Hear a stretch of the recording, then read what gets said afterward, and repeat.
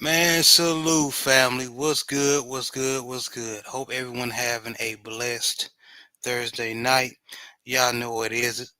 It is another episode of the HBCU Fanatics. And of course, I have my co-host, Mr. Southern himself, Coach 67 Sports TV. What's going on, bruh? I am blessed and highly favored. Hopefully you're doing well. Hopefully Pops and JB doing well. Yes, sir. Hopefully the entire LDBC family is doing well. Never fret or fear. The Fanatics are finally here. The Fanatics are in the building. You dig? Yeah, shout out to the mighty LDBC band and all the good brothers and sisters out there, man. We appreciate your support. I just hit 300 subscribers, and I'm very thankful.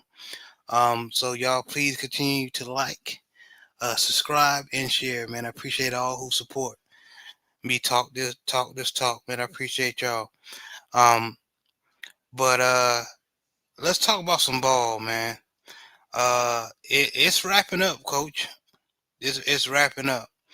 The SWAC championship is upon us. Well, we gonna go back to Division 2 real fast. We're gonna talk about Albany State and Benedict last week. They played each other for the second time, but this time in the Division 2 playoffs. Benedict ended up losing 14-12 again in basically a very short, close game as well. But they lost 14-12. Um, so this coming up weekend, they're playing a perennial playoff team in Newberry College. They always are in the Division 2 playoffs, most of the time anyway. Um, they're a very good ball club for Division 2. So Albany State definitely has a hill to climb to beat Newberry. I hope they win.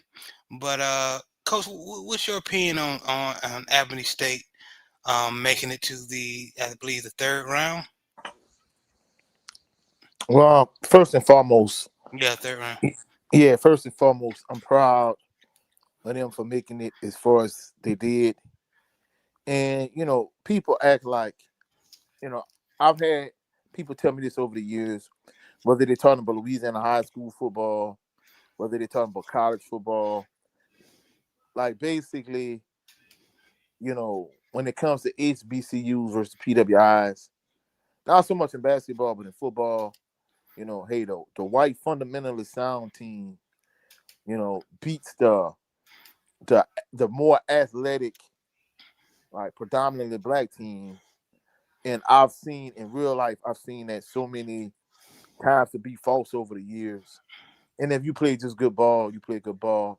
And truthfully speaking, I'm not gonna lie, I hope they could take it all the way and win the Division 2 national championship. That's my hope. I hope they could get the job done. You dig? I agree with you, man. I hope Albany is make it far, even hopefully make it to the state championship, the Division 2 championship. Man, that'll be awesome. That definitely will be awesome. But we'll see. We'll definitely Well, see. I mean, like I said, I don't. Not only do I want them to get to the Division 2 championship, but I want them to win it all. I mean, don't get me wrong. I've seen like in my real life, like multiple times where you know this stigma or this perception has been broken. Yes. So I want. However, I want a Division 2 HBCU to prove that hey, HBCU can be well coached, disciplined, fundamentally sound, extremely talented, and they can go all the way and win it all. I mean, like I said, I've seen it happen in real life on numerous occasions, but I want there to be a walking, talking, living, modern day, breathing example of that. That Yes, people sir. could, that people can noticeably point to and say, "Hey, this is the case." You know what I'm saying? So that's what I want. I agree with you, man. I 100% agree with you. We touched on it last week, man. But it seemed so. What the question I want to ask: the more success, um, well, he has Coach Quinn Gray did a damn good job in the SIAC. Um, Now, if he continues to have success in the playoffs, you think that's gonna greater his chance of leaving Albany State to a better job? Um, Truthfully speaking, I'm going to be honest. I think, in my personal opinion, the handwriting is on the wall, at least for me. Now, I know we didn't get to that point in the show yet. You know, Valley did upset FAMU, and I know we didn't get to that point yet to really kind of elaborate on it. But Quinn Gray went to FAMU, Right. so to me, I've heard it's not official yet. A lot of people kind of pointed at it. I talked about it last week when the infamous Eric Dooley drop a game. When you talking about Willie Simmons, defensively.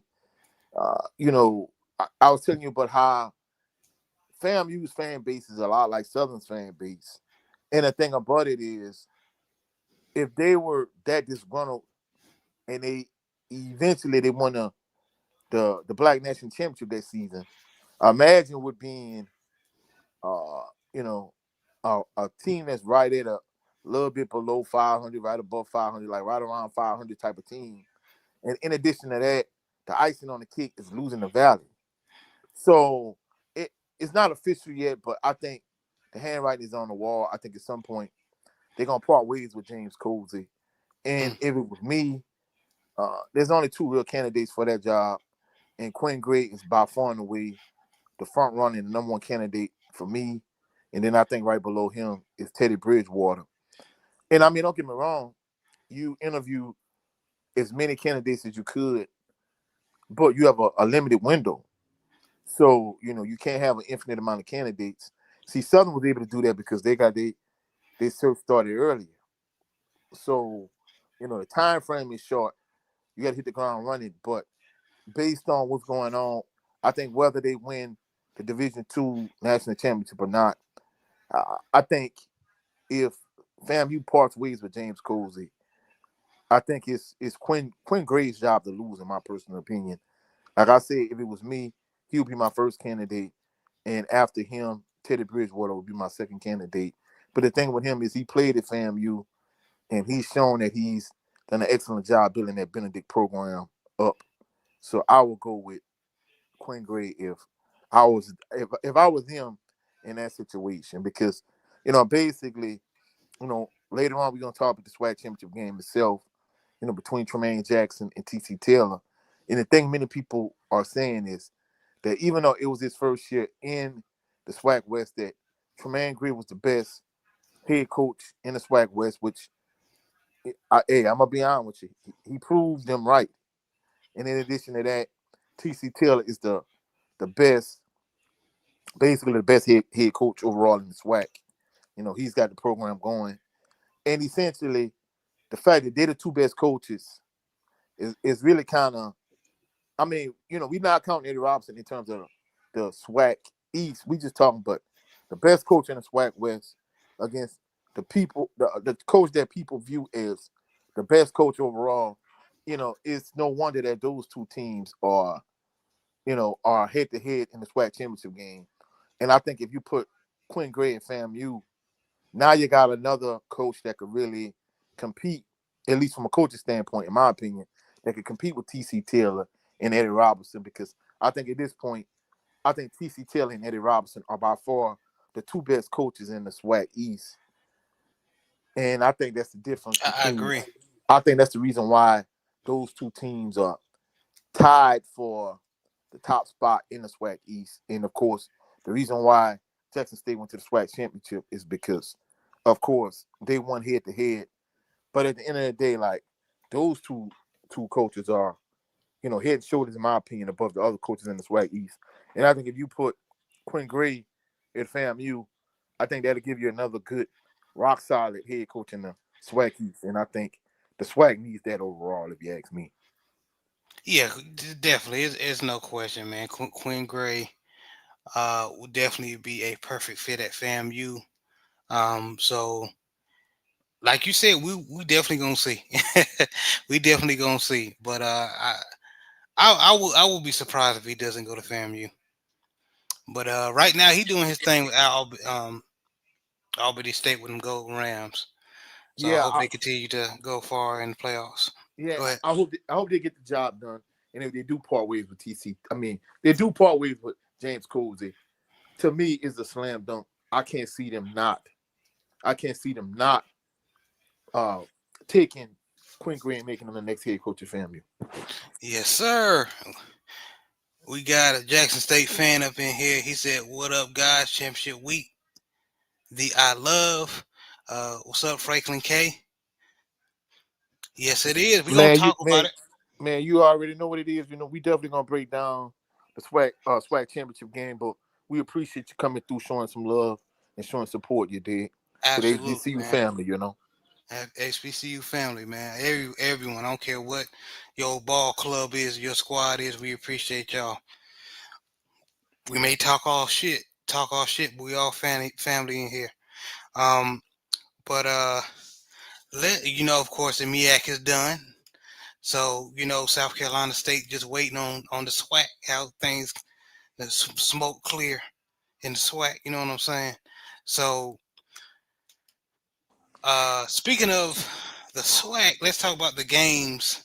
the two games. The two games, yeah. Yeah, 'Cause, on Thursday, on the 27th of November, Tuskegee and Alabama State played, and and Alabama State beat the the brakes off breaks off them. Tuskegee, yeah. Yeah, yeah, And of course, I'm gonna say the best for last, coach. yeah. And You got to I'm say the classic for last. So, yeah, say the so, so, classic.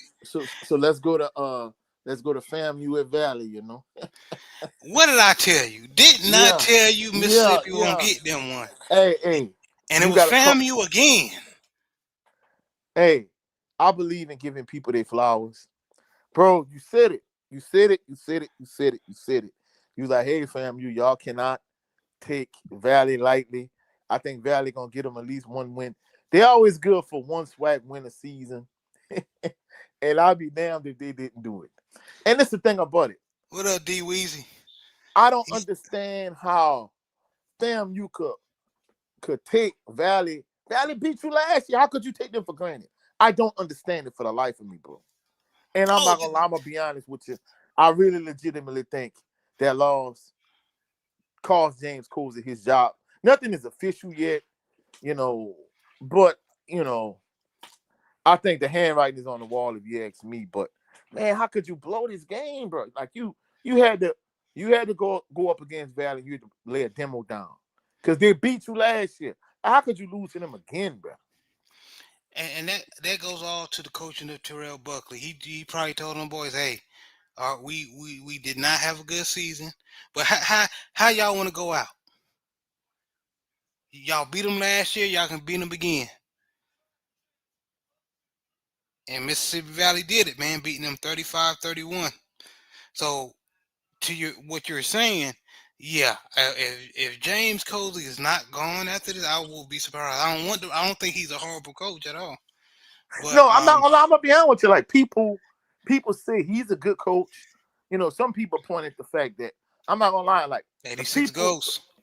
like the people that I know that transferred from FAMU to Southern are people I knew went to FAMU just in general, are like extremely smart from what I'm understanding in terms of GPA. Like to play on the team at FAMU, you gotta have like a 3.0 from the way EA was saying. So I could see how that would be difficult, kind of like almost coaching at like a Notre Dame or Vanderbilt type school. But nevertheless, FAMU this season has been a better team than Valley. There's no two ways about it. Right. And for you to blow that game, it's almost like the players weren't focused. You know what I'm saying? I mean, don't get me wrong. Like for example, if we look at hey, last year Grambling beat Jackson State, and this year Grambling beat Jackson State. At least we could point at the fact that hey, Jacoby Morgan got hurt, and instead of TC Taylor going right to Lockhart, he didn't. So you could point at that. However, like really, what's the excuse for FAMU not beating Valley? I mean, no disrespect to Valley, but Valley has been a perennial doormat of the SWAC East and just the SWAC in general for years now. So it's like, okay, what's the excuse for you to lose to them again, like the second year in a row? And I'm not gonna lie, those type of losses cost you your job. In fact, just use the Southern as an example. Hey, losing the Valley cost Stump Mitchell his job. Yeah, So that's the yeah, point I I'm trying remember to that. make. Hey, losing the Valley will cost you your job. And like I said, FAMU fans already won't win. I mean, just the thing. Like I said, there was an AW complaining about Willie Simmons and Jeremy Musa. If that isn't a real life version of looking a gift horse in the mouth and complaining, it's like, bro. So now, if they weren't satisfied, even when the year they won the Celebration Bowl, they're not satisfied now. So, I mean, to me, I think it's kind of only a matter of time. Matter of time. We don't want this brother to lose his job, but at the end of the day, like FAMU fans, just like Southern fans, they expect to win. So I really don't see him surviving this. I hope he does, but realistically, he probably won't. Well, I will say this for FAMU. I like he made a lot of mistakes this year, but he just a redshirt sophomore. Their quarterback RJ Johnson III. Their future is bright with him, in my opinion. Um, so unless he jumps in the portal, and let me salute everybody that comes in. Is coming in. My brother D Weezy, man. Good to see you, man. He said I'm winning my bets and my Panthers are winning. Been a good season. Okay, we gonna talk about it, man. That'll be something if they beat Jackson, man. That'll definitely be something. Um, Now unless you're talking about the Carolina Panthers, I believe you're talking about Prairie View A&M. But 86 Ghost said I'm late, but we still great. Salute, Already, man. man. Salute 80, to the family, you did. Salute to 86 Ghosts, man. Y'all make sure y'all support this brother. Good content. My brother, Old Hillside Bourbon, Town Town Biz, Joseph Townsend. Salute to the family. What's good, man? Man, salute to LDBC business. For all y'all individuals that like to partake in a drink of whiskey, a drink of bourbon, go to Old Hillside Bourbon Company and get you a bottle. You know what I'm saying? Hey, I'm letting y'all know now. Next couple of weeks, I'm getting me a bottle. Even though I don't drink, I'm gonna let my cousins, knock down that bottle of Old Yes, Hillside sir. for the holidays. We trying to get Old Hillside on the same level as Uncle Near's. $1 billion, a company that's worth $1 billion. We trying to get Old Hillside to that same level. Man, y'all go support Old Hillside Bourbon Company. Black owned bourbon company, you dig? Black on. Man, go Black support. on. The website is right here. Even if you don't drink, get it for a Christmas gift or your aunt, the uncle, that family member that like to drink. Make sure y'all support if y'all can, man. What's up, Quasi Free? He said some say that the short portal window will impact late new hires. Yes, sir. Yes, it's gonna be hectic, bro. It's gonna be hectic. Watch what I tell you. And you already know it. It's gonna be hectic. You ain't lying. You is not lying. Um, D. Wish said Franklin lost the Penn State job not being able to win ranked games. Lost those rivalry games. You gone that simple. Yes, sir. That's a good correlation with uh uh HBCU to PWI. Same thing. Yeah, If I you mean, hey, Same if thing. Yes, if sir. you if you at Grambling and you Hugh Jackson, you can't win a classic, that costs you Jackson his job. Probably gonna call James Colzie his job. And I mean, losing games you should win, and not only that, but losing rivalry games. Those are two things that cause coaches their job, whether you at a HBCU or PWI. Yes, sir. J Bar in the building. Salute family chat. Salute J Bar. Man, salute J Bar. Always supporting. And Carolina, my bad, man. I'm on my HBCU. I got my HBCU hat on today, man. So my apologies. I forgot you were a Carolina Panther fan. My apologies, D Weezy. Jay Good in the building. What's good? What's Man, salute good? Salute our brother Jay Good, the third unofficial member of the HBCU Fanatics. You dig? And Jay Good, I know you've been paying attention to this high school football. You think Waxahachie gonna upset Duncanville this week again? We gonna see. I don't see it happening. I'm gonna keep it a buck. I I don't see it happening. I think they gonna get their revenge. It's coming up Saturday, but it's gonna be interesting. Yeah, and of course in the state of Louisiana, St. James going to Sterlington. Ooh, that's gonna be a game right there. Yes, sir. In North Carolina, Weddington is playing Grimsley, and looks like Grimsley winning. So yeah, high school football playoffs is going on, y'all. He said, D. We just said I'm not against something good to sip on. Yes, sir. Yes, indeed. But yeah, man, that loss to Mississippi Valley was crazy. But we gonna see. But Southern, Ooh, you already know. Southern. I'm glad they made me eat crow. They made me Yeah, alive finally. yeah, yeah. Me too. I'm not gonna lie. I knew it was gonna be a close game, but all season long, Southern has always found a way to blow a game at the end. They always found ways to just fall apart at the end, whether we talking about being up 14 points and being up 10 points in the second half against Texas Southern and losing for senior afternoon at A.W. Mumford Stadium, Pee Richardson Field, or again being up 2 scores against FAMU, being up 14-3 at the start of the second quarter and losing the game to FAMU. They finally was able to pull a close game out the fire. And the irony is, people don't realize, I hate to say it, but literally, it ain't saying much, but that was literally the best game Southern played all season as a team, and especially defensively. Even though they gave up a lot of big plays in the passing game, they didn't just let Grambling run the ball down their throat like a lot of teams have been doing all season, especially like the Jackson States and the Alabama States, like teams just lining up and just running the ball down Southern throat. I'm not gonna lie, the front four came to play against Grambling. Yes, sir. Yes, they did, man. And I'm glad y'all finally stuck with the running game. Um, and I'm blanking on my brother name, number 35. Oh, Barry Remo. Barry Remo Remo. came up huge, the MVP of the Bayou Classic. Major shout out to Barry Remo. Barry Remo had 7 carries for 100 yards in the touchdown. Man, that boy, I'm not gonna lie, that boy did his thing.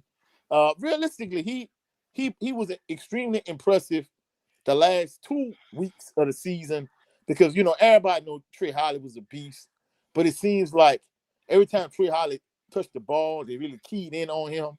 But the 2 individuals in a running game that really made a difference was Amari Asbury and Barry Remo. I think the reason being is because, like, we know Trey Holly was coming off like bruised ribs or whatever rib injury he had, so he didn't play against Texas Southern. And Barry Remo had a huge game against Texas Southern. And then if you look at the Bayou Classic last week, basically, like really when Trey Holly touched the ball, he really didn't do nothing. But if you look at Barry Remo and Amari Asbury's yards per carry, like it seemed like when Trey Holly wasn't in the game at running back, it was like Grambling just, they just kind of let their guard down and they let Remo and Asbury kind of do their thing. More so, Amari Asbury, he played well. Let me phrase it. I'm gonna say he was good, but Barry Remo was the man. That's why Barry Remo was the MVP of the Bayou Classic for Southern, and it's the irony, bro. Southern, the Human Jukebox, they performed for halftime. Juvenile came out, and then I know Glorilla was gonna come for Grambling. And Right. every game during the season, every home game, my nephew was like, basically, hey, Uncle, I gotta go to the bathroom. I'm like, buddy, you can't hold it till after like Grambling perform. My mama was like, babe. She said, once Grambling performs, it's gonna be a mass exodus to the restroom because, I don't know how I done been to PWI games. In PWI games, halftime is when everybody go to the bathroom. Yep. But if for HBCU schools, everybody go to the bathroom at the start of the third quarter because they want to catch the halftime show. Like in the movie Drumline, basically halftime is showtime. You know what I'm saying? So Southern perform. Hey, it's gonna be a huge rush if you wait until if you wait until Grambling performs after the performance. So the three of us got and went to the bathroom all simultaneously, right? So there was this issue over the years. Like I got a cousin, his son went to Duncanville and transferred to South Oak Cliff. My Right. cousin Khalil Yu, right? So he went Division II last year. He got raised shirted.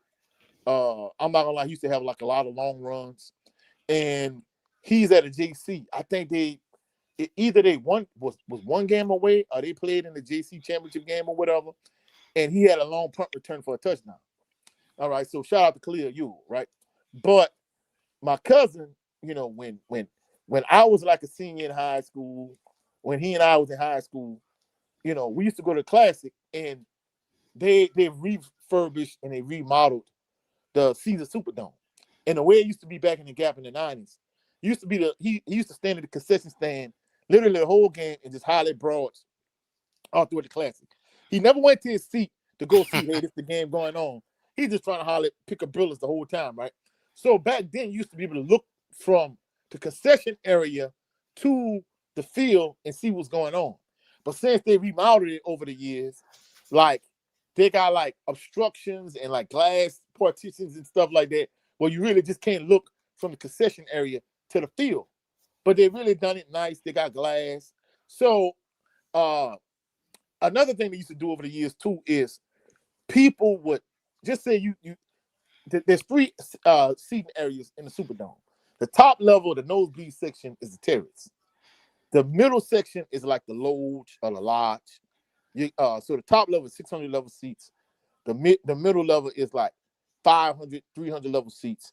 And then the real nice seats at the bottom are 100 level seats, right? So if I can't sit in the plaza, I'm not going. That's point blank, bottom line, period.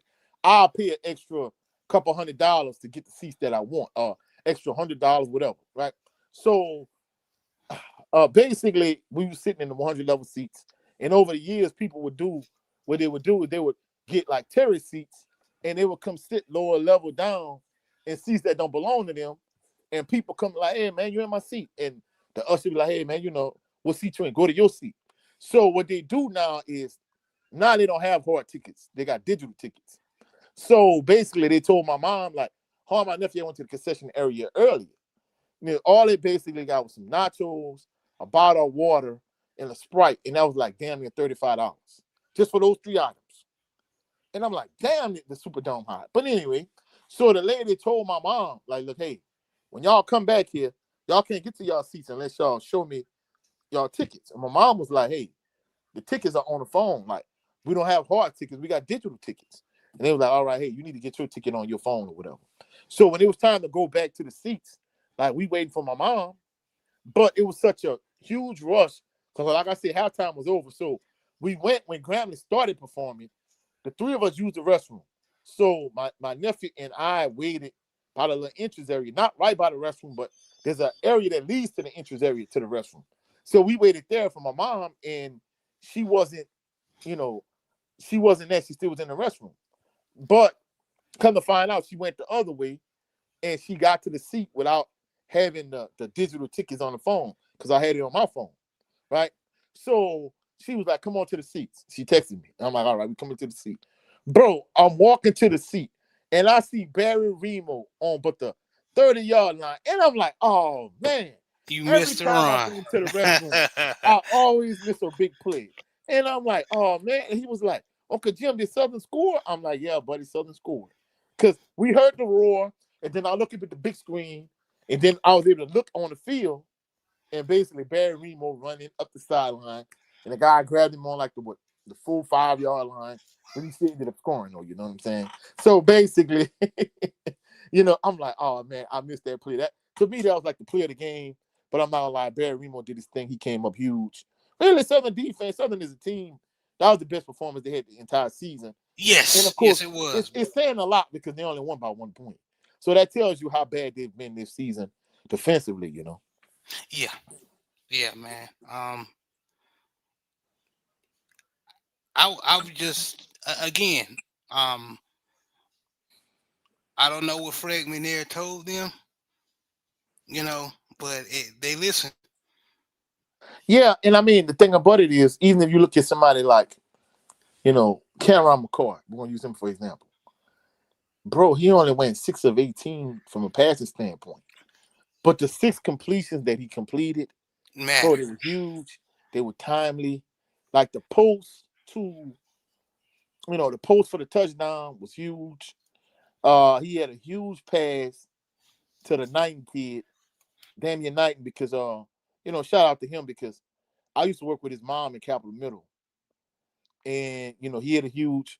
It wasn't a post. I'm sorry. It was the post that scored the touchdown. That was a dart. That was like the best pass Cameron McCoy made all season.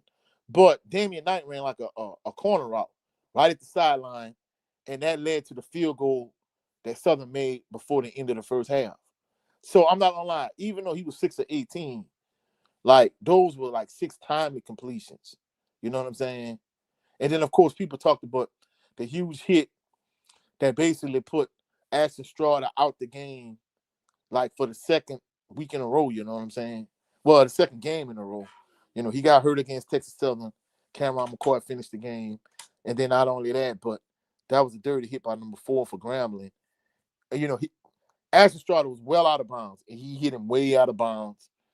To me, that kind of almost, I didn't realize how dirty it was when I was watching the game, like in real time. But I watched the replay. Jay Good sent When me you the slowed it replay. down, yeah, you And I'm saw like, how wow, like messed up it was. he was way out of bounds. And not only that, but that was like a real dirty, savage, nasty hit. And I'm like, wow. People was saying like they don't know how you didn't get ejected. Even though, it takes 2 unsportsmanlike penalties to get out, but they were saying that singular hit in itself should have been enough for him to get ejected. Yeah, should have been. Um, but that was a blessing in disguise. Not saying that uh,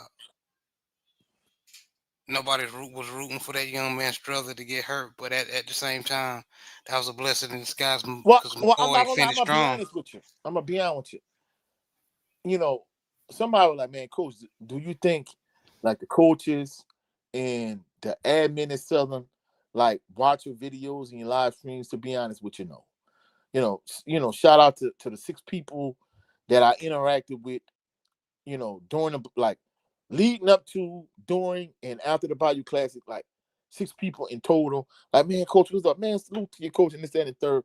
So I appreciate y'all to the fullest. But I'm not gonna lie, truthfully speaking, there's way more people that don't even know I exist compared to the people that actually support my channel and rock with my content. So I don't think they really watched it. I did say they should have started Cameron McCoy, but my thing is I feel like they should have got him more involved in the running game early. He had one like nice run, like maybe like the second play of the game or whatever. But other than that, they really didn't use him in the running game. I think them putting Ashton Strada in the game, it really kind of flipped the switch for Cameron McCoy. It's like he got it going after he realized, like, all right, hey, now I'm back. Now I got to do my thing.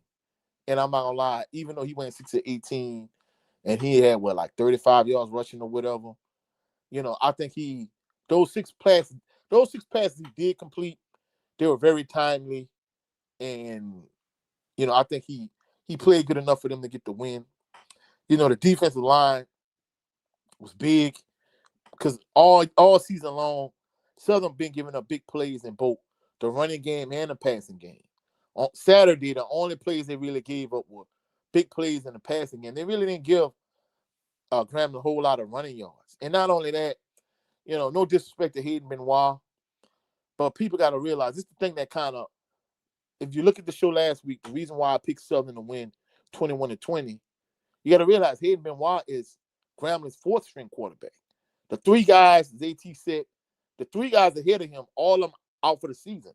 So Hayden Benoit is essentially a 4th-string quarterback. And I'm not going to lie, he played well, my hats off to him and He props ain't to play him. bad. They got if he stay with Grambling and don't jump in the portal, they got something to work with. That quarterback. Go ahead, Oh coach. no, I'm not gonna lie. Hey, he a baller. I got to give him his props. You know what I'm saying? But my point, the issue I had was people was making it seem like, well, first of all, Grambling fans were just ridiculous. You know, they were making it sound like Grambling was gonna beat the brakes off of Southern and blow them out. I'm like, y'all do realize, yeah, Grambling had 7 wins, but 3 of those wins came against Division II schools. The Division II school that lost in the Division II playoffs week before last. Like Kentucky y'all State. cheated Yeah. to beat that team. Yep. So y'all They cheated sure Kentucky did. State. You know what I'm saying? So let's not act like this the Grambling team, you know, of the 80s. Let's make that correction because I don't want to just blame it all on Grambling. Them referees cheated for Grambling. Yeah, Not well, I mean, the SWAC referees, refs. the referees cheated for Grambling Saturday too. But I mean, Southern still was able to pull it out. But the point I'm trying to make is we know historically SWAC officials are trash. I'm gonna say this until the law sees fit that I don't say it otherwise, if you know what I mean. But the SWAC officials are absolute bottom of the barrel. No two ways about it. If I was a commissioner, I'd fire every last one of them tomorrow. No questions asked. But the point I'm trying to make is for them to act like Grambling was going to come into the Bayou Classic and just blow Southern out and beat the brakes off them. And like Hayden Benoit was the second coming of like Doug Williams or Devontae Kincaid or Bruce Eugene. That's why I was like, oh, pump your brakes. Grambling is not that good a team for one. And second of all, this is a rivalry game. So even if they were that good, I've seen some bad Southern teams upset some good Grambling teams. So that's why I knew it was going to be a close game. But I was happy that I was wrong and that Southern found a way to win as opposed to finding a way to lose. And it was only fitting that at the end of the game that defensively that Kelby Givens was the one to recover the fumble to seal a game. So major shout out to my Jags. Major shout out to Kelby Givens. Hopefully he can make it in the NFL and he can live out his dreams. Yeah, hopefully, man. Salute. Well, I'm gonna go back to Jay Good, man.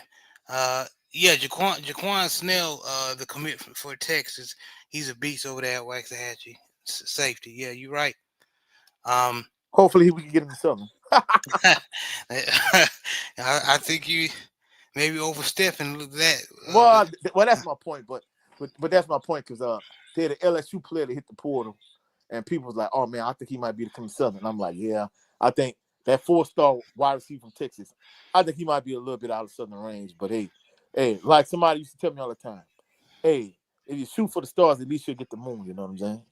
That's true. D Weezy said last 3 minutes of the first half usually works best for me. No lines. Yeah,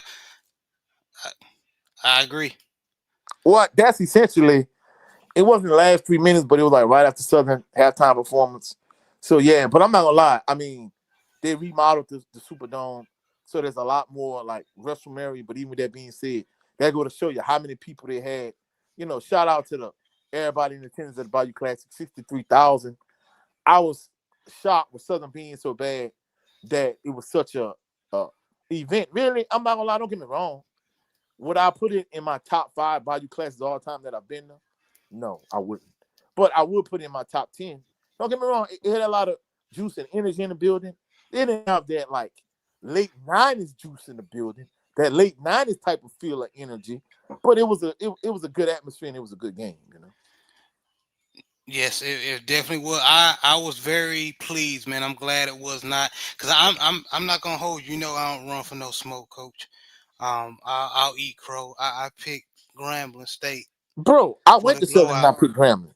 Yeah, Well, and I I was wrong, but I'm glad because that was I, the best game I watched. Well, I ain't gonna lie, I was happy I was wrong too. But the difference is you picked Graham to win in blowout. I picked Graham to win by 1.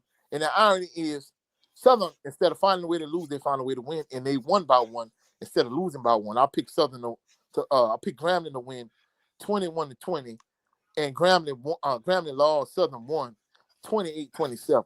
So that's how when people be talking like, man, coach, I know what he's talking about. Man, hey, people that know me in real life, I ain't trying to flex. I ain't trying to brag. I did pick Grambling to win, but I said it was going to be a close game. Truthfully speaking, people that know me in real life, when it comes to SWAC football, I'm right way more often than I'm wrong. You know what I'm saying? And when I'm wrong, I can admit I'm wrong. But guess what? I'm right the vast majority of the time. So for people like, man, hey, Talk your shit, coach.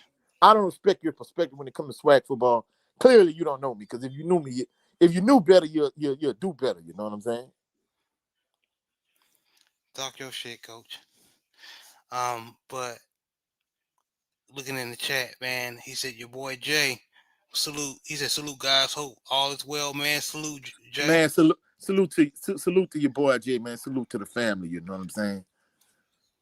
One of diehard supporters and diehard members of Jaguar Nation. You did. Glad to see you again, brother. Always appreciate you supporting. He said, I said before the classic, this would be Grambling's best chance to beat us, and they still couldn't do it. And he said it. I'm not gonna lie. Hats off to Yeah. him. He said it, and then he was Yep. like, "Man, coach, guess what? They couldn't even beat us when we down."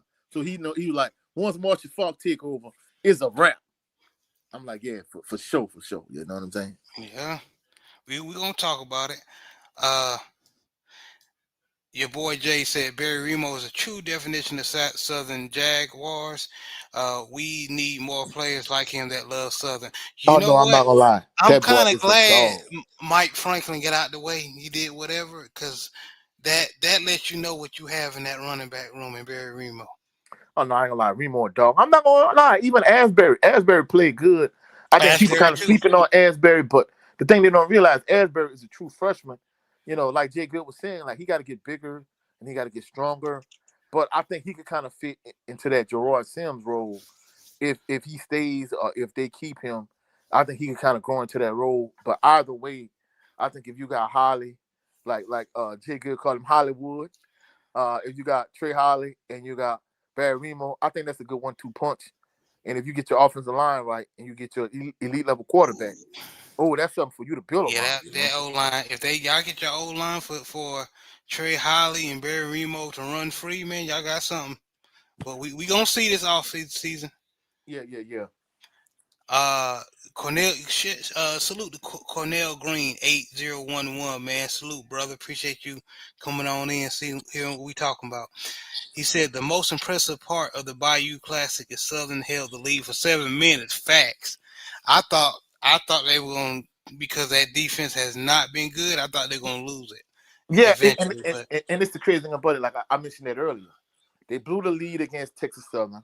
They blew the lead against FAMU. Like it's been a pattern throughout the season, and people don't even realize. Like even against, it wasn't like late into the game, but they were leading even against Alabama State and Jackson State. So they led those games too.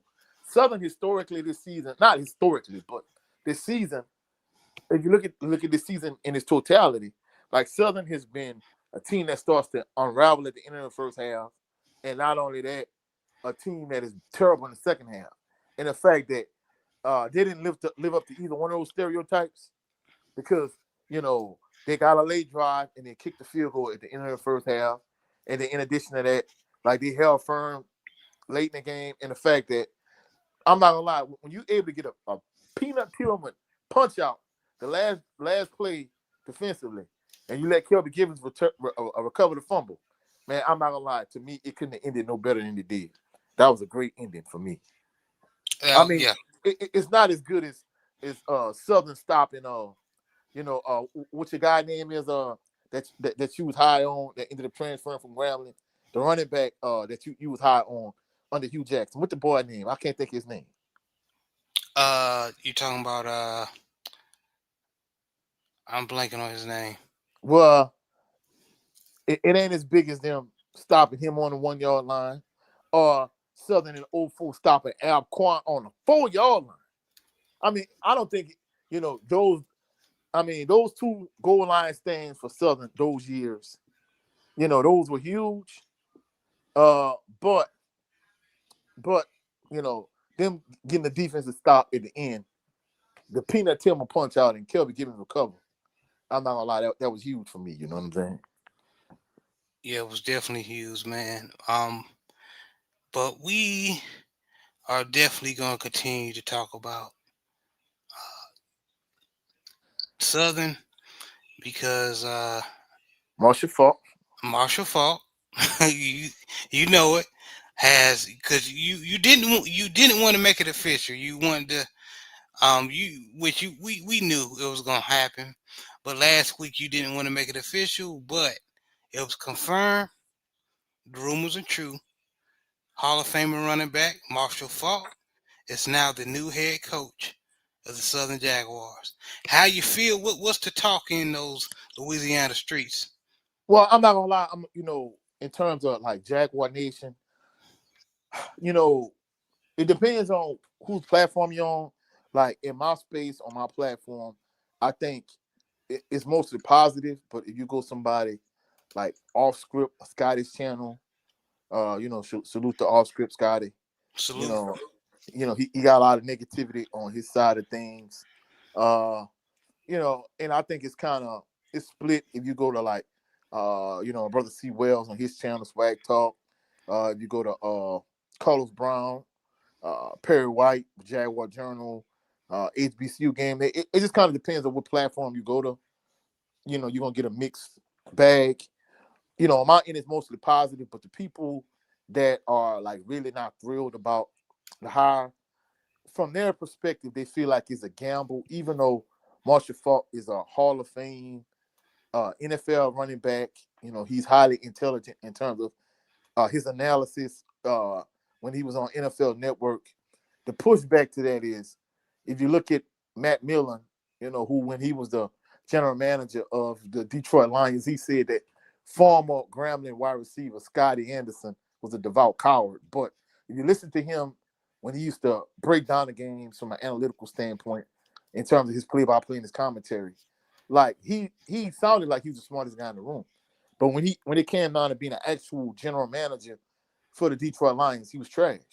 So you could sound like you know the game, but that doesn't equate to being a good coach or a good general manager or whatever.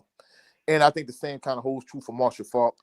I think the issue with the members of Jaguar Nation that's kind of, giving pushback and saying that it's not going to be a great hire is because he has no proven track record. He's an NFL Hall of Famer, but he only has 1 year of coaching experience being a running backs coach at Colorado University under Deion Sanders. And basically, they're saying like, hey, he has no proven track record as a head coach, even though he's a NFL Hall of Famer. And not only that, some people are like, the best players usually make the worst coaches. Like the individual that I think of prim, uh, primarily when I think of this is Hall of Fame basketball player Magic Johnson. Magic Johnson was a great NBA player, great NBA point guard, but he was a trash head coach. And I think, it's that kind of fear, whereas they felt like, even though we felt like he was using Southern's leverage to get more money out of North Carolina Central, some members of Jaguar Nation wanted someone like Trey Oliver, who was a former Southern University assistant coach and currently the head coach at North Carolina Central. I think the issue people don't really realize is Trey Oliver actually went to North Carolina Central. So that's why he was gonna be hard pressed to get him. Even if it wasn't him, they wanted somebody with more of a proven track record.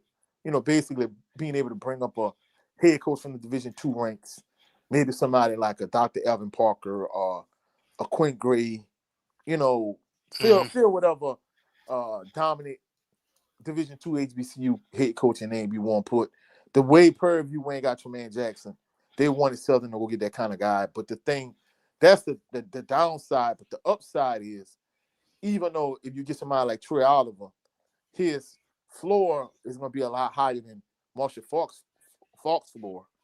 Marshall Faulk's ceiling is a lot higher than Trey Oliver's ceiling also, from the Yeah. perspective of that he's going to bring you a lot of notoriety and attention, which it And did. resources. Yeah, from the standpoint of, if you look at the introductory press conference, you had Southern University cheerleaders, you had the human jukebox, you got people like Aeneas Williams, who graduated from Southern and was a former teammate of his with the Rams. You had Ed Johnson, you got all the big names, all the big shots. They came to town. Every content creator in the space either did a post reaction like myself to the press conference, or they streamed it live like Scotty. So at the end of the day, like it brought Southern a lot of notoriety, a lot of attention. Even like we in the LDBC, and even though he's not an LDBC member, you look at somebody like Champside. For Champside to actually like show content of the Bayou Classic and people like him that's not even in the space, for them to talk about like Marshall Faulk or whatever, it goes to show you how big a deal it is for Southern. And not only that, Yes. like you say, brand deals, sponsorships, that type of thing. So at this point, I think the biggest thing for Marshall Faulk is that he really needs to hit the ground running in terms of really hiring like the right assistant coaches. He needs an elite level defensive coordinator. The irony is, the rumor in the rumor mill is either it's going to be Ryan Lewis, who was initially the person that they said he was going to make the defensive coordinator, which a lot of people hoping it is, and then other people saying it's going to be former Southern University defensive coordinator, former Southern University interim head coach, current Grambling University defensive coordinator, Jason Rollins. Individuals like myself, don't get me wrong, I think he did a decent job at Southern. But if you don't coach at Southern over the last 20 years and you didn't get a SWAC championship or a Black National Championship, I'm not interested. So I hate to say it, either I prefer you to get Ryan Lewis or someone else. I'm not really interested in any retreads. I've said that already. So no, I'm not interested in Jason Rollins coming back to Southern. And in terms of the offensive coordinator, they got some names that have been thrown out there, but a lot of people was like, hey, this guy needs to be the next head coach of Southern. I wasn't for that, but I would take North Carolina Central offensive coordinator Matt Leone to be the offensive coordinator. So you got to get your elite level defensive coordinator, elite level offensive coordinator. From what I'm understanding, Marshall Faulk is probably going to bring a couple Colorado assistants with him. He probably going to bring like maybe a handful of Colorado players with him. But you got to get your Okay. elite level offensive coordinator, elite level defensive coordinator, an elite level special teams coordinator, an elite level offensive line coach, an elite level special teams coach, an elite level recruiting coordinator. But more than anything, in terms of recruiting, you got to get you an elite level quarterback.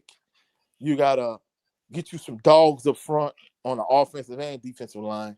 And you got to get you an elite level defense. And then once you put those things in place, Trey Island, Barry Remo gonna be the eat after that. You know what I'm saying? I agree. I definitely agree, man. I'm gonna be. I know the season is ending, but I'm so excited to see what the makeover is gonna be for including Southern, but all these ball clubs, man. Especially Colorado. Even though we talking about HBCU, Colorado. Um, Heck, what Mississippi Valley gonna do? Yeah. What Terrell Buckley planning? So, um, Or even what like what we said earlier. Hey, what is FAMU gonna do in terms of are they gonna keep James Colzie? Are James they gonna Colzie, pivot and go in a yes. different direction? And not only that, you got Grambling, Mickey Joseph's contract is up. Honestly, from a monetary standpoint, it'll probably be in his best interest if he went back up to a Power 5, a Power 4 PWI. He'll probably make maybe about $150,000 more than he's currently making at Grambling. Alonzo Hampton's contract is up at UAPB. So, truthfully speaking, Marshall Faulk might not be the only new head coach you might see in the SWAC next season. So, it could be a coaching carousel. Because, I mean, we know that we only have like, after this show, we don't have like a couple more shows left. We got, leading up to the Celebration Bowl, and then we got the end of the season show. So Hmm. for the most part, that's really the only 2 episodes of HBCU Fanatics we're gonna have left. But we know it's gonna come a point where we could be talking about multiple new coaches in multiple new places. So you're gonna have to stay tuned because that coaching carousel, even though the window to recruit is gonna be short in terms of the transfer portal, like you still could see a bunch of multiple new head coaches in the SWAC after this season is officially over. Yeah, you're right, man. And let me get to some of these comments. They stacking up on me.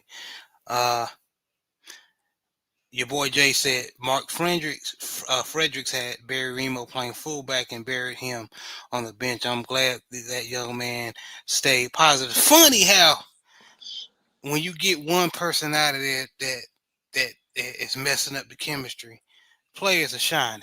Well, Ain't no, that? but what this is the thing about it. I talked about this. My first, a few people were supposed to be my first official interview, but one of those people was Kendrick Grimes. And truthfully speaking, you know, if whenever, uh, if and whenever he comes on my platform, I'm gonna let him kind of tell his side of the story. But that's probably the reason why Kendrick Grimes ended up leaving. But in terms of Barry Remo, your boy Jay is right. What he used to do is we used to call it decoy because the feature back when I was at Assumption ended up being the starting running back at Grambling, Brad Hill, and the guy that ended up replacing Brad Hill was Brandon Jacobs, right? So a lot of times teams used to focus in on Brad Hill and we used to have like a little smaller fullback like Barry Remo. They put him at fullback, and either he would block or they would just give him the ball in terms of a decoy. So what they would do is they would get to the goal line, and they did it last year against McNeese. They got to like the 2-yard line, and they put Remo at fullback, and they would act like they were pitching it to Rhymes or Kobe Dillon, and they would give it to Remo on like a fullback dive. It worked a couple games, the first few games of the season, but then it got to the point. Now it's a habit. Now it's a tendency. Teams know you're gonna do it. Last year they got to the 2-yard line, the 1-yard line for homecoming, and Barry Remo is only what 965 pounds. So Alcorn State knew what was gonna happen, and they stopped him on 4th goal. I'm thinking to myself, you dumb as hell. This boy is 965 pounds. Why the hell you gonna keep giving him the same play? Teams know you're gonna do it now. It's a tendency. It's cool when you catching teams off guard early in the season, but you done it to the point now they know what you're gonna do. So your boy Jake is right. Like that was dumb as hell. Like if anything, Mark Frederick not being an offensive coordinator any longer, it was to his benefit. So your boy Jay is usually he's spot on accurate with that one. Yes, sir. And he also said this is the most odds Southern has ever had on them. People across the country and all over the In a world know long time, Southern he's is right. now. In a Yeah. long time. In See a that long they see time. that's when you bring that's what happens when you bring in people that have no notoriety. Like we'll keep on. Well, I'm gonna keep on using Coach Prime because he's a good example. Coach Prime, uh, Eddie George. Now Michael Vick and Deshaun Jackson. Yeah, but Now I'm not gonna lie. Marshall Faulk. Yeah, he got to win on the field because I'm not gonna lie. All the notoriety and all that stuff, cool. But Jaguar Nation won't win. You know what I'm saying? Yeah, you're right. You're right. So we saying this, but we gonna see. We definitely gonna see. He said. Your boy Jay also said Ryan Lewis defense was killing.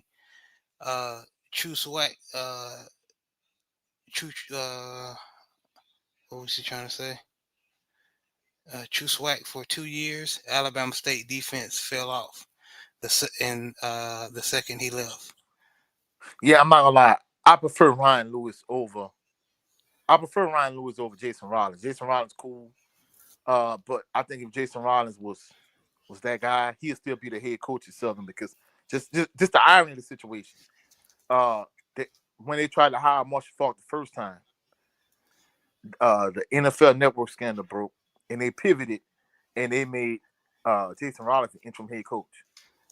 Quickly, we saw like, hey, this guy is not a good head coach, and he ended up, they ended up parting ways with him, bringing in Eric Dooley, and he ended up becoming the defensive coordinator at Grambling.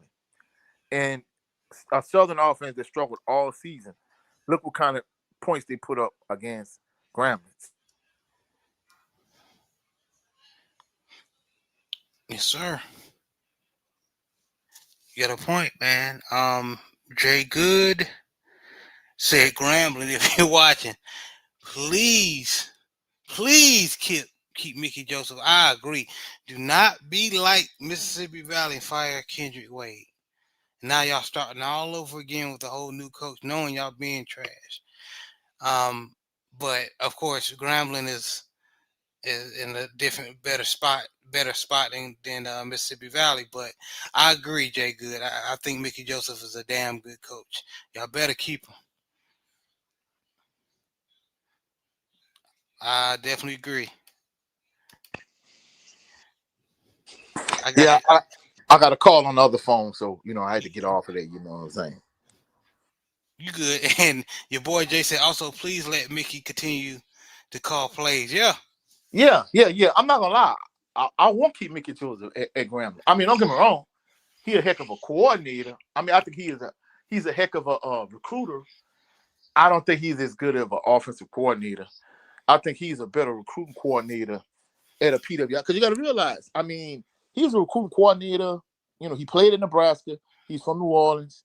So, like, he's been a real good recruiting coordinator on a higher level. But I don't think it's translated to the type of success that I thought it would on the SWAC level. yeah. Well, with him, he's a pretty damn good recruiter. Especially when he was at Nebraska, like you've been telling me. Mm-hmm. Um, and he knows his ball. Like you say, he's a good play caller. And he's a good coach overall. It will. You got to give him time. Well, I mean, Uh, his contract is up too. Truthfully speaking, I mean, I don't know how accurate it is. From my understanding, it was like, hey, they feel like from a financial standpoint, it'll be better if he went to a school like a LSU or a Nebraska or Ole Miss or one of these PWI Power Five that needs a recruiting coordinator and that could recruit the state of Louisiana. And truthfully speaking, when you got those that Grambling fan base and those Grambling alums and those Grambling boosters constantly breathing down your neck, and they expect to win, kind of like Southern fan base expect to win the SWAC every year. Maybe he don't want that kind of pressure. Maybe he would prefer to make $150,000 to $200,000 more and go up to a PWI Power 5 job or Power 4 job. You know what I'm saying? yes, sir. Yeah, yeah, man. But I don't. All seriousness, I hope he keep his job at Grambling. I like Mickey Joseph. I hope so Um, too. But I mean, like I said, his contract is up. It has to be a two-way street. He has to want to return, and Grambling has to want him to return. that's true. Well, hey, the off season is knocking on the door, so we gonna see how Yeah, this and I gonna mean, turn just out. think about it. Hugh Jackson lost to the Bayou Classic back-to-back years. And the irony is he was progressing that program in the right direction, if you ask me. And they pull a plug on him after 2 years. Southern did the same thing with Dooley and Graves.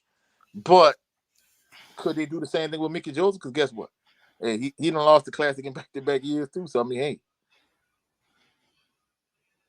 Yeah. Jay Good said Rollins equals going backwards. Hashtag be forward thinking. Yeah, he and I are 100% in agreement on that. This is this is an ongoing conversation he and I has been having behind the scenes.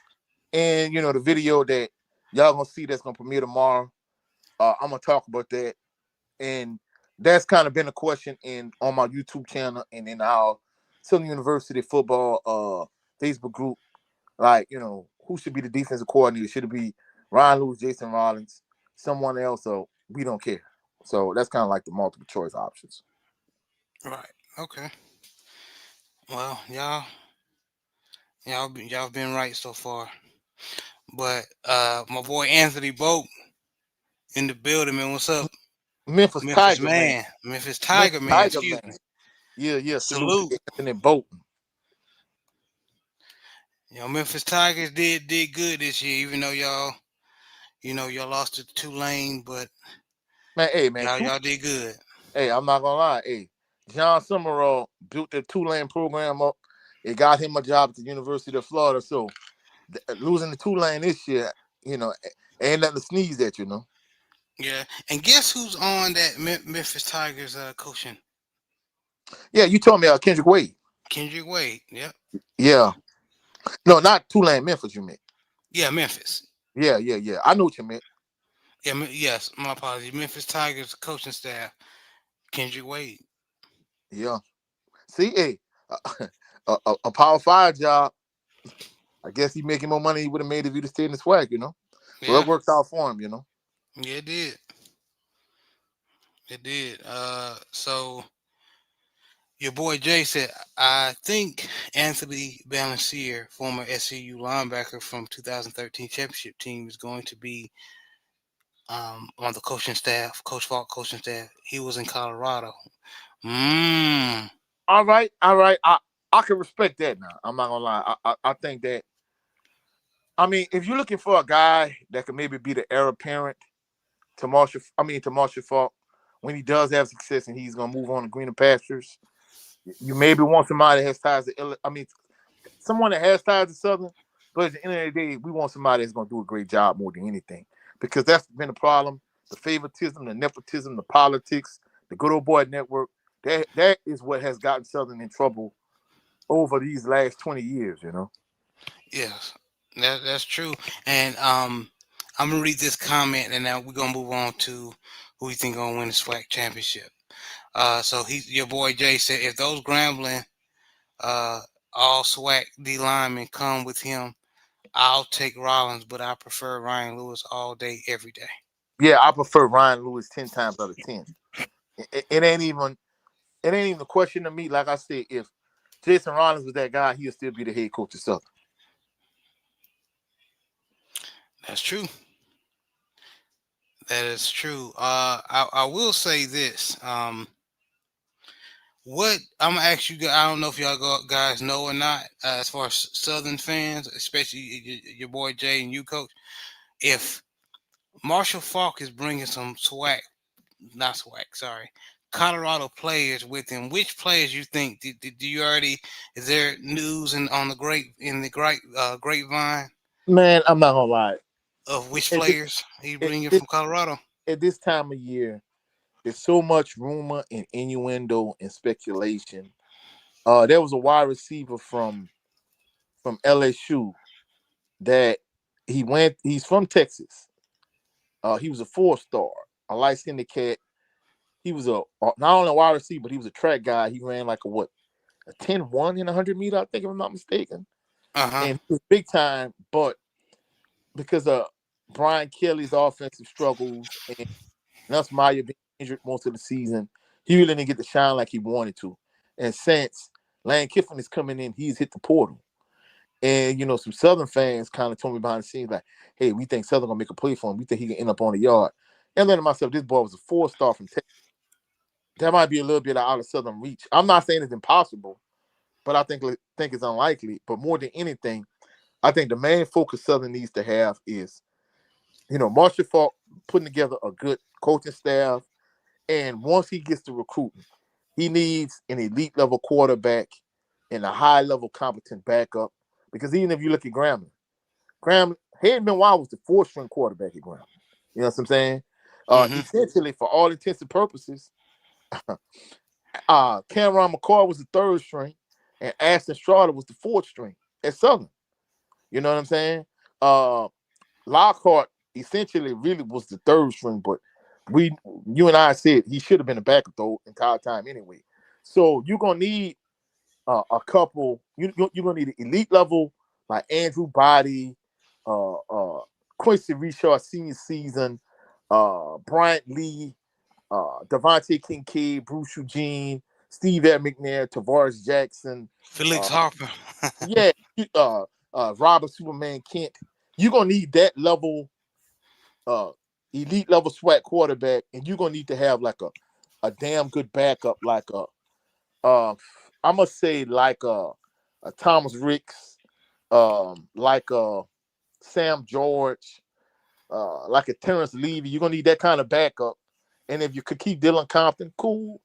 If you can't keep him, still cool. But I mean, already we seen the transfer portal when it comes to Southern.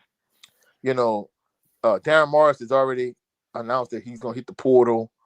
Traylon James. So a couple Southern players have already like hit the portal. You know what I'm saying? But more than anything, Marshall Faulk needs to find him an elite level quarterback. Like I said, just to kind of, I know I'm old school. I'm gonna throw like a bunch of old names like Robert Superman Kent for Jackson State fans, but just current players. You're gonna need a Andrew Body, Jacobian Morgan type of quarterback. If that makes sense. No, that makes sense. Jay Good said, "Yep, they got to get out the mindset of just being just good for the SWAC or Yeah, SWAC good. yeah. Build your team with coaches to where you can compete with North Dakota State, South Dakota State, your FCS peers. You said a At one mouthful there. point when Southern won the Heritage Bowl in the 90s, essentially what the Celebration Bowl is now is what the Heritage Bowl was then. It's the same game, different name, but now it's more money involved in it, right? Because you got Hmm. more brands, more whatever. But anyway, at one point, Southern was ranked 6 in the FCS rankings. That was the highest it was ever ranked under Pete Richardson.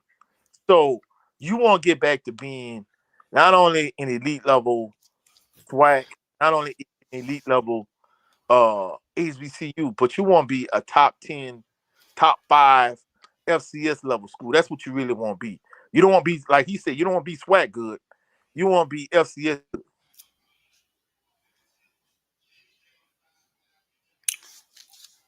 That's true, Coach. I don't know what you if you were done or not, but you on mute. I'm done. I'm done. I'm done. Okay. Just want to make sure. Uh, and Anthony Bo said, "Yeah, I can't complain about the season because I remember us winning 2 and 3 games a year for decades. I would rather have this problem over having losing seasons. Yes, sir. I'd rather Yes, have rich sir. problems than poor people problems, you know. That's right." Your boy Jay said it's quiet right now because Coach Faulk is moving his staff from Colorado to Baton Rouge, and his staff is going through a background check. Now, this is my educated guess, y'all. I think he may have this quarterback return back to the SWAC from Colorado, and Yeah, his name Dominic Ponder. you said he was he was at Bethune. You told me. Yeah, he was at Bethune Cookman, and then Dion recruited him out from Bethune and made him transfer to Colorado. Haven't seen any playing time, but a lot of rumblers saying this young man can play. And He what you just said haven't get a chance was to see what you Dominique Ponder, all right. 6'5", 218, probably a little bit more than that, but um, I wouldn't be surprised. I'm just saying, I wouldn't be surprised seeing him in a Jaguars uniform. I'm just saying that I wouldn't be surprised if he makes that move with Marshall Faulk. But the word is he's already has his quarterback and the kid is elite. Just wait to see who it is. I think that's who he is. I could be wrong. I think that's who he. I, unless he's talking about somebody else, but I think Dominic Ponder might be going with him. I could be Yeah, wrong as hell, but this is my educated guess, y'all. the thing about it, the person that told me this behind the scenes, boy Jay's kind of been one of them that's really kind of been in the know. But somebody behind the scenes told me it was like he gets 2 quarterbacks, and I'm like 2. Yeah, so maybe he's one of them. I don't know. I mean, basically, I was told he got 2 elite level quarterbacks, and when they get to Southern, they're just gonna have to battle it out. You know what I'm saying? Yeah.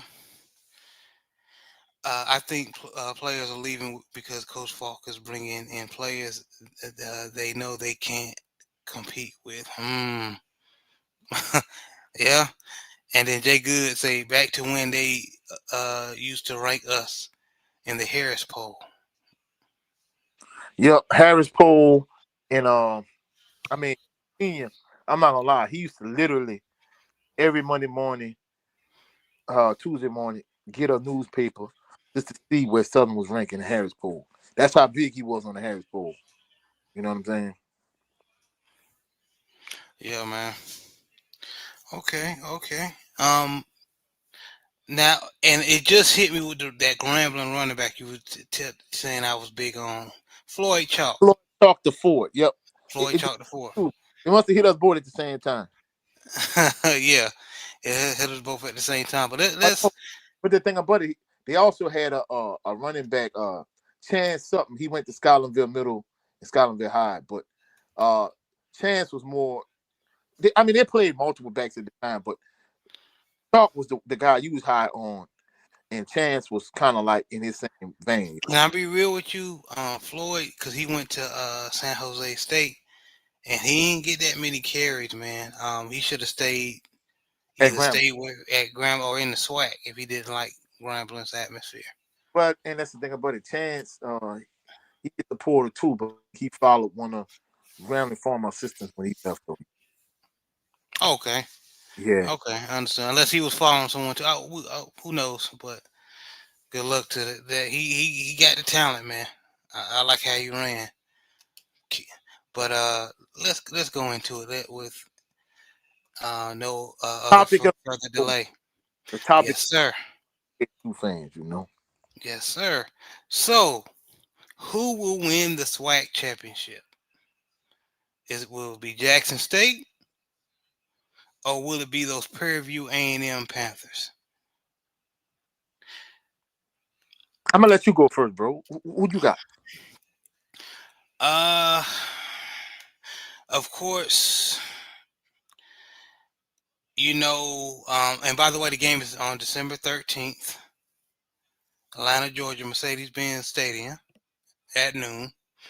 Those who did not know, but I'm gonna go Jackson State, but they're gonna barely win this one. Now, if they would have had their quarterback Jacoby Morgan, no, Jacoby Morgan is not no Andrew Body, in my opinion, but he is talented enough to quarterback the game or, uh, you know, uh, manage the game. I don't mean in a negative connotation, but I think Jared Lockhart will do just enough to get them past uh, Prairie View A&M. But I think Prairie View A&M will come to make this game competitive, but Jackson State will pull it off. Yeah, and of course, you know, we definitely gonna talk about it. We're gonna go more in depth, more in detail on next week's show. And then of course we got the show leading into the Celebration Bowl. And then we got the season review show. So we got a few shows left. But I'm picking Jackson State. I'm gonna say 35-38. Jackson State. For all of those Jackson State, I can believe that. I can see that. all, all those Jackson State fans, JSU by 40. JSU by 40. JSU by it's not gonna happen. I mean, Tremaine Jackson, I'm not gonna lie. Prairie View's defense is a good defense. And more than anything, collectively as a team as a whole, they don't get a lot of penalties. They don't turn the ball over. They're fundamentally sound. They have a good quarterback. They have a good run. But more than Yeah, anything, Cameron Peters is very solid. yeah, but more than anything, they got a damn good defense. So I think the one issue that Prairie View might struggle. Well, I'm not gonna go too much into detail. I'm gonna talk about it more next week. I'm gonna kind of give you my head-to-head matchup in terms of group by group. So I'm not gonna drag it out. I'm gonna elaborate more next weekend. I'm sorry, next Thursday. All right. My bad. Jacob said you gave me Floyd Chalk before Bayou Classic flashback. My Yeah, bad, Jacob. I'm not gonna lie. The counting yards Barry Remo put up, Floyd Chalk the Ford put up those same kind of numbers in back-to-back years. Yeah, I saw, man. And he could have still been 8 if he would have stayed in SWAC or just went to another FCS school. Yeah, but he wanted to go out there to be on. I mean, he wanted to be around Big Joe Town out there. You know. Yeah. Yeah, man. But yeah, he didn't uh do what we all know he can do. But keep it up, fam. Said the real one know they can compete with. Will stay at Southern. That's what Warren Newman and Keontae Hampton did, and Dion wanted to get rid uh, of everyone, including them. They stayed and became starters. Hmm, that's true. Your Oh, boy Jay's. Go ahead, Coach. I forgot to point out. Maybe the reason why he went to San Jose State, I forgot Floyd Tucker Ford is from Cali now. That's another thing. Yeah. Yeah. So you want to be closer to home. Your boy Jay says it's going to be a repeat of last year's SWAC championship, close in the first half and blowout. And say, I hope not. Now I I hope ain't you. I don't see that with PV. Like I said, I'm gonna go more in depth, more in detail next Thursday show. But I don't see nobody just rolling over, even if you used to put South Carolina State against PV. I don't even see them rolling on PV like that. Keep it a buck. Yeah, man. I don't see it being a blowout either. I don't think. I think Prairie View A&M defense is just competent enough I, and good enough to I mean, stay keep them in the game. they are a fundamentally sound team. The only real area of weakness is probably their kicking, their kicker, and the guy Perk Martin. So shout out to him. He said he played football and basketball at PV. He sat behind me when they came to Southern, and he was like, Tremaine Jackson felt like that was like the only real weakness of their team was their kicker, and supposedly he's recruiting a 5-star kicker. I'm like, I don't heard 4-star kickers. I ain't heard of too many 5-star kickers. So I'm not gonna Wow. lie. Okay. If he's as good as even Grambling, man, hey, I'm telling y'all right now, Southern fans, Marshall Faulk, if you could go after whoever you want, man, that damn Grambling kicker, man, that boy made like a 52-yard field goal. Yeah. And the thing about it is, no disrespect to Nathan Zimmer, every time Nathan Zimmer kick off, either is a poop kick, a squib kick, or some kind of short kick. When Grambling, even if he kicked it, he might kick it to like the 5. When Grambling kicked it, he kicked it out the back of the end zone. So even if you got like a Travis Terrell Jr., he ain't gonna get the return it because guess what? Grambling kicked it out the end zone. Grambling kicker made a big kick against JSU to win that game in the Las Vegas Classic. So we need a kicker on that level of that caliber. Okay. Okay. Keep it up, fam. Said Prairie View will soften up in the fourth quarter, and that's what will do them in. Okay. Um. Now, with you saying that, I got some questions for y'all. So let's say which team you think will fare better playing South Carolina State? Will it be Jackson without Jacoby and Morgan, or Prairie View A&M who has their starting quarterback with Cameron Peters? To keep it a buck, I say either one of them will give a good if get. I knew you was gonna say No, that. reason I'm saying it because you got to realize I say this on my channel and see everything that Southern was this season. Prairie View was the antithesis and the complete opposite of it. Southern turned the ball over too much during the season. Prairie View didn't turn the ball over hardly. I mean, they did have one turnover against Southern, but Prairie View really didn't turn the ball over like that. Southern lacked discipline and weren't fundamentally sound. Prairie View is a fundamentally sound defense. Southern gave up a lot of big plays and it was poor defensively. Prairie View was a very good defense.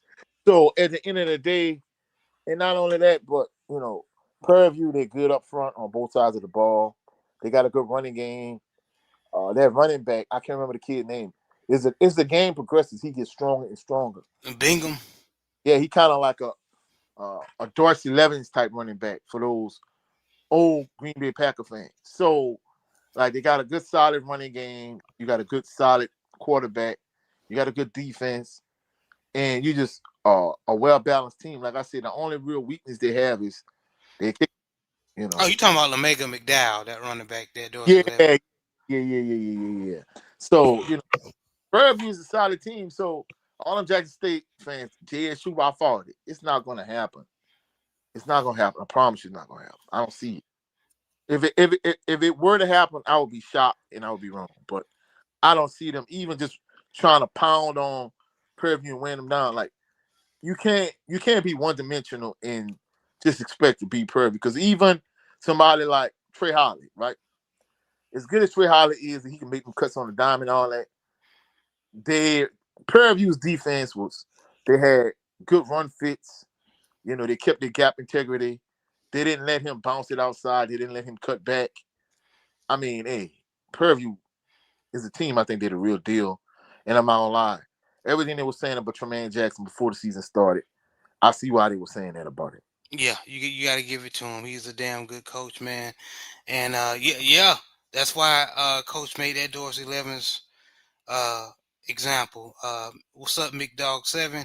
He said McDowell 6'3", 225. Yeah, that's a load, especially when defense get tired in the second half. Yeah, you're gonna start making business decisions. You know, like Yeah. that.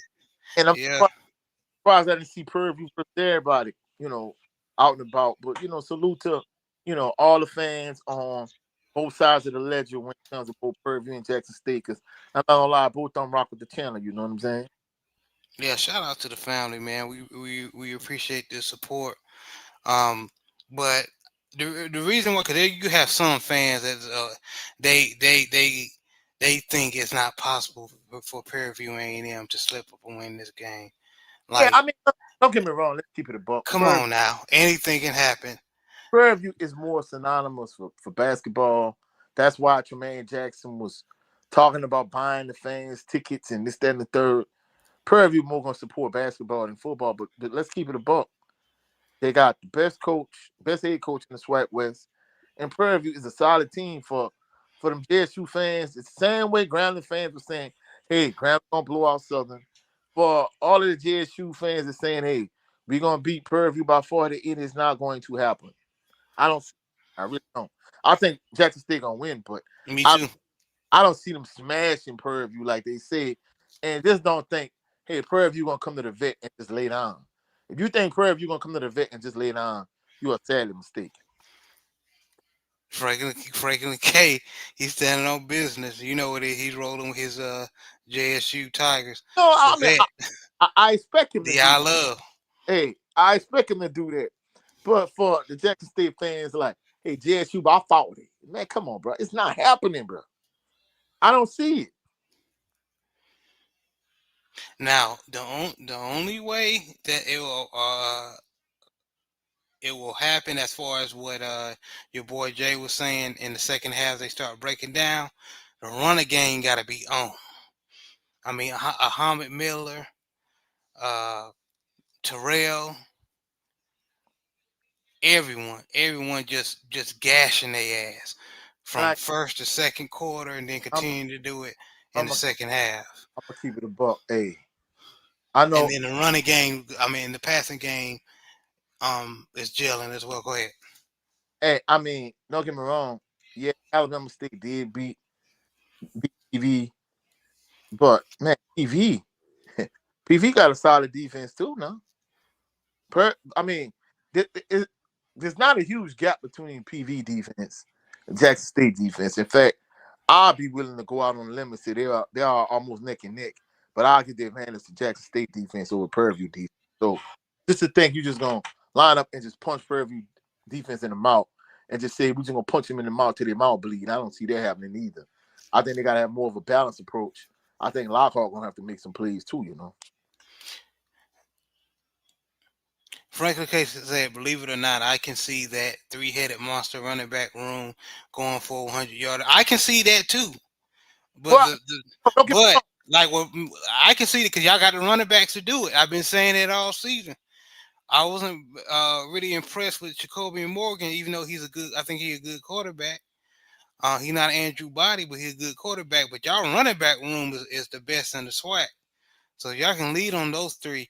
Now, with me saying that, like McDog 7 said, Prairie View rotates 3-4 deep up front on defense all game. That's what I'm trying to tell y'all, bro. Y'all like I'm not sleeping on Jackson State's running back room. But You bet for, not. for you to, I mean, don't get me wrong. All right, we gonna say one of them backs go for over 100, right? But for y'all to act like, oh, they're gonna run forward 200, man, I'm not gonna lie. You're not just gonna pound PV like that. You gotta be a balance. You gotta be balanced offensively. You can't be one dimensional and say, hey, we just gonna get the job done with that. You know what I'm saying? You gotta have a balanced approach. And like I said, Lockhart gonna have to make plays in the passing game. But like I said, I'm gonna go way more in depth next week next week Thursday when we have the next episode of HBCU Fanatics, we're gonna focus more on what Benedict is gonna do in the playoffs, and we gonna Oh, they started talking shit. G we already Boom, G Boom said. we G knew it. Boom said that happened in one game. Now it's supposed to happen every game, please.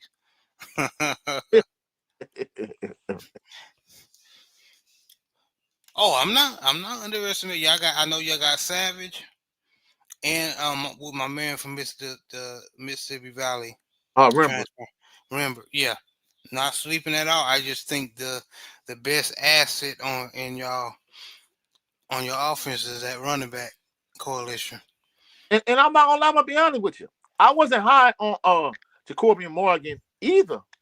And I'm not gonna lie, he came to AW and he made me like, hey coach, you talking greasy? Guess what? I'm gonna show y'all better. I'm gonna come out here and I'm gonna bust something head to the white meat. And I gotta give him his props. He did his thing. Now don't get me wrong. In my mind, he still ain't Robert Superman Kent. But let's keep it a buck. When you get the name your all SWAC team, it gotta be Andrew Body, the offensive player of the year, and second team is Jacoby. That's the only two quarterbacks in the SWAC we're mentioning to keep it a buck. And I ain't gonna lie, even Cornelius Brown Ford at A&M, I thought he was gonna do more than he did, and he kind of, disappointed me to keep it a buck. So really, it's Andrew Body and quarterback. Andrew Body is Jacoby Morgan and everybody else. And truthfully speaking, I see all things considered, I think Lockhart been doing a good job when you consider the fact Told that you. Morgan, yeah, I ain't gonna lie, you said it, bro. You was like, hey, man, you were like, coach, don't sleep on Lockhart. Lockhart been holding it down. You know what I'm saying? But truthfully speaking, I have way more confidence in JSU if Morgan was healthy. But even hats off to him.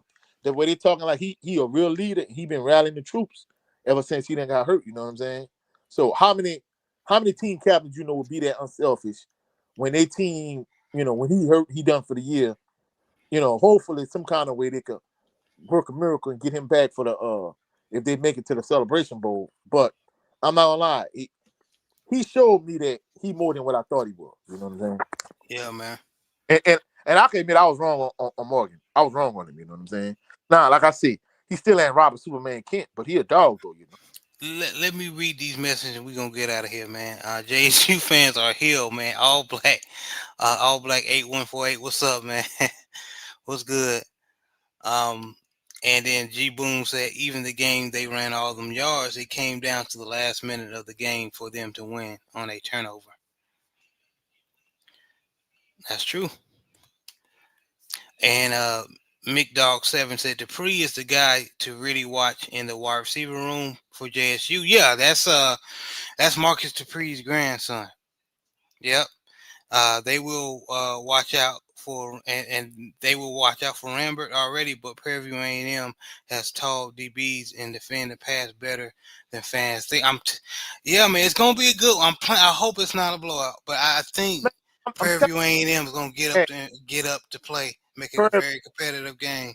Prairie View defense is the real deal. I'm not even gonna lie on him.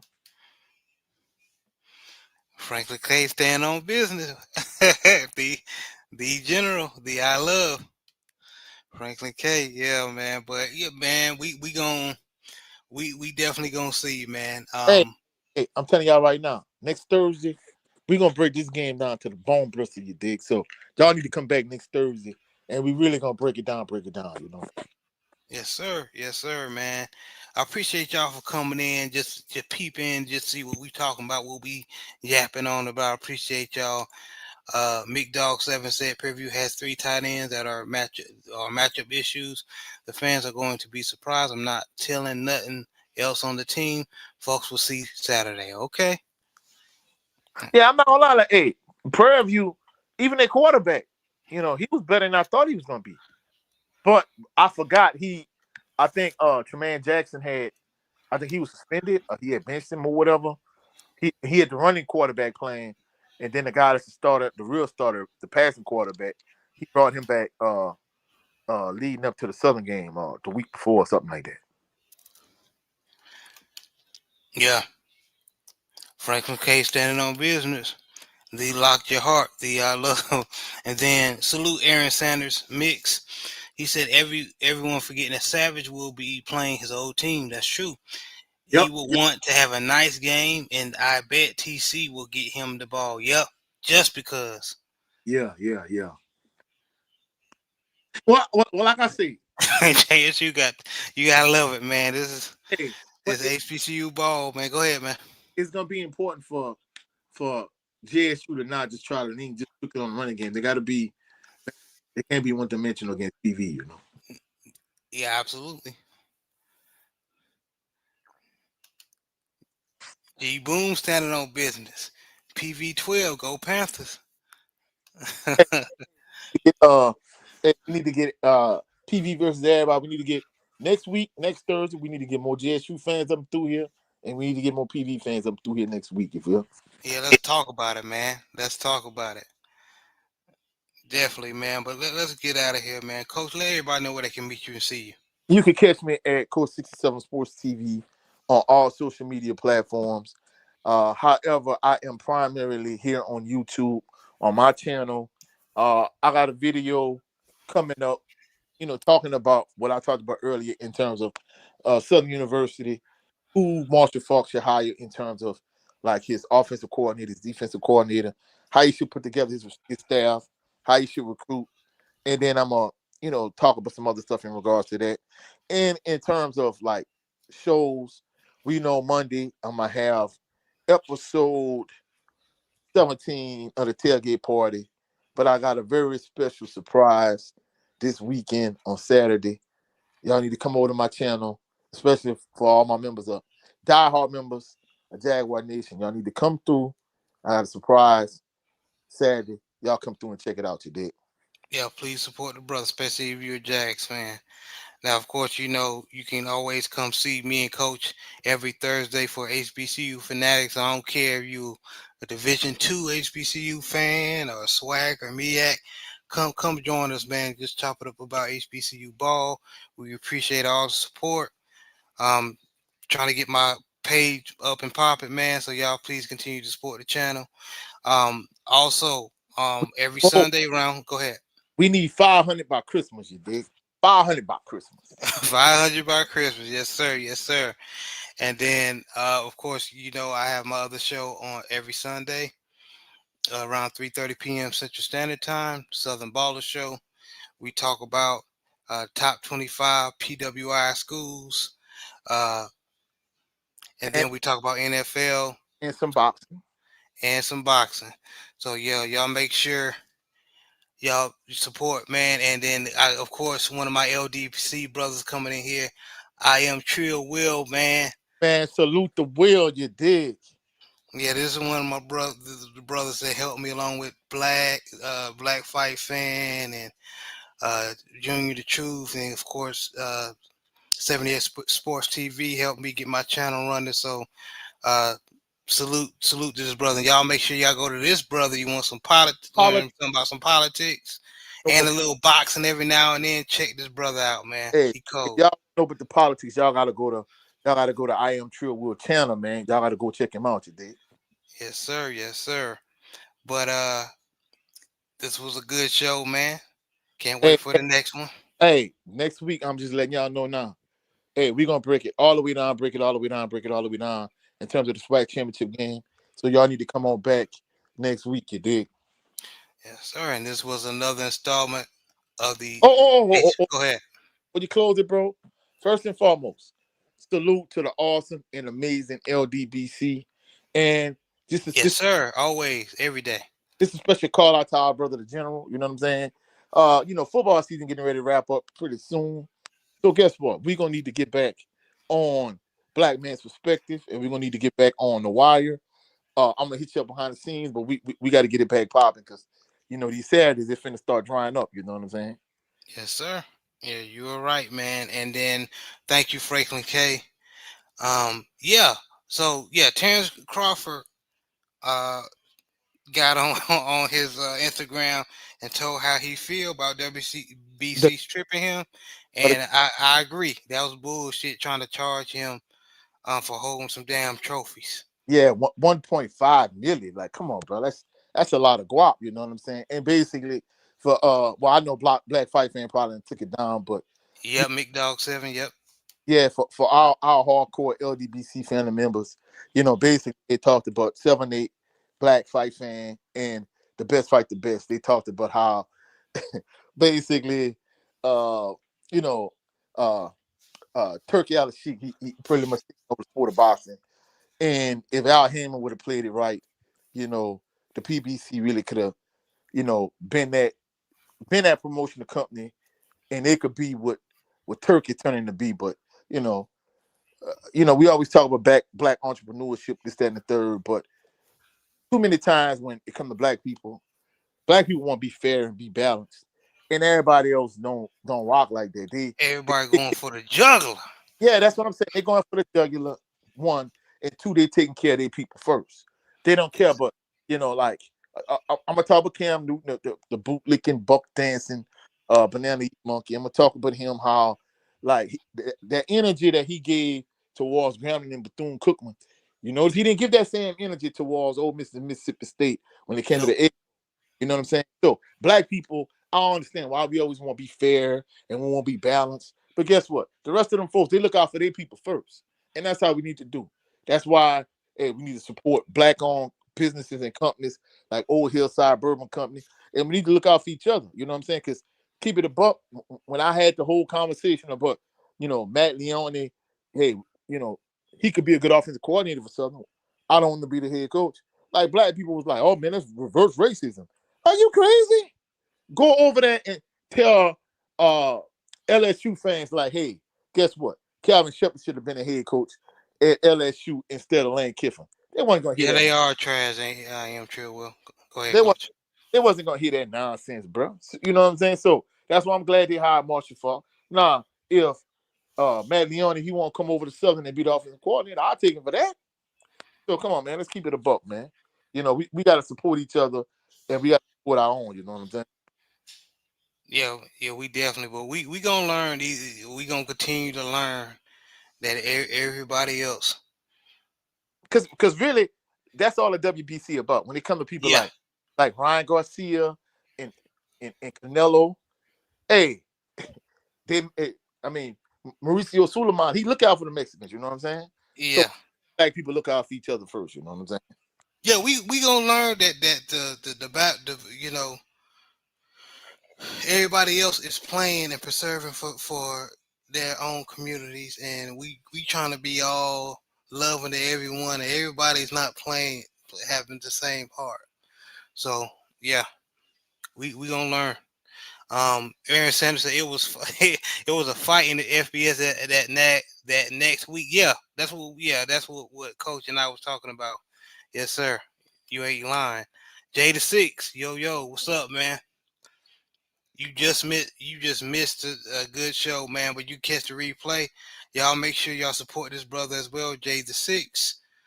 Carolina Panthers fan, and he's a good content creator. He talks about football and everything, man. So y'all continue to support the small channels, man, because you never know. But Coach, we gonna go ahead and get out of here, man. I know we said we're gonna wrap up. We talk about another 30 minutes to an hour talking about boxing and shit. Salute to the awesome and amazing LDBC. Y'all be certain to come through Sunday here on this channel, my brother channel.